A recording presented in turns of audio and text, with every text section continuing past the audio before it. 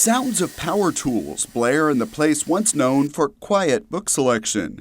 The first floor of the former Central Library is becoming the Irving Archives and Museum. This is a project people have talked about for so long. How does it feel to see activity happening? You know, every day is like a Christmas present. It feels really great to be able to finally get something that the community has wanted for so long. So this is the Visitor Center and Museum Store. We got to look around to see how it's coming together. Even though it's pretty bare right now, people involved say now that the shell is in place, the pace of progress will be quick. That's because a lot of the work is happening off-site. The permanent exhibit is being built by designers out of San Antonio, Toxie McMillan. Once they are finished, a truck will carry the exhibits here. So if you see a cabin mock-up moving down Irving Boulevard, it's for the museum. The permanent exhibits start with Irving's earliest days, then move forward.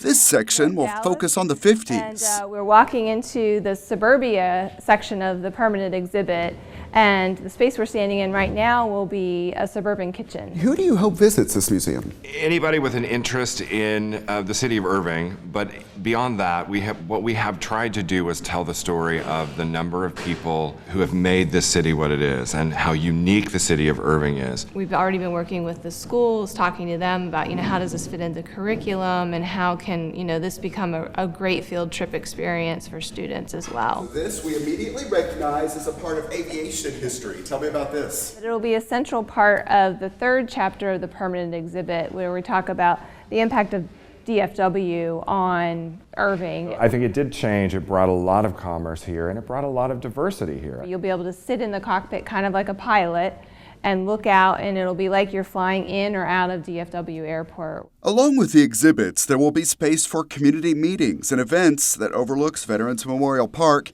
and space for changing exhibits. The temporary gallery so that we can bring in other stories and really make this a richer experience and hopefully have people come back over and over again. The museum will also be the new home of the city archives. So you can peer into the archive here as well, and it's a place where if you want to do research on your family or you're looking for an old image of Irving or want to know a little bit about how, city government worked in 1965, the archive is there as a resource. So Todd, what's going to be in this space? This is the location of our Smithsonian Sparklab, the first one in the state of Texas. The Sparklab is a network of museums across the country that have these interactive spaces that are targeted to 6 through 12-year-olds, and it's about teaching them about the idea of the invention process.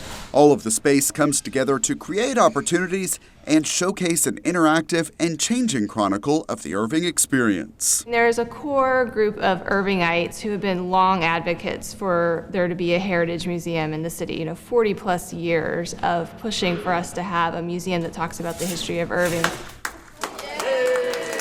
And the show of support that was visible at this groundbreaking type celebration late last year will need to continue. And we're going to need to raise about $400,000 a year to sustain the museum and have the dynamic program that we've been talking about and that we hope to have. That fundraising will come later.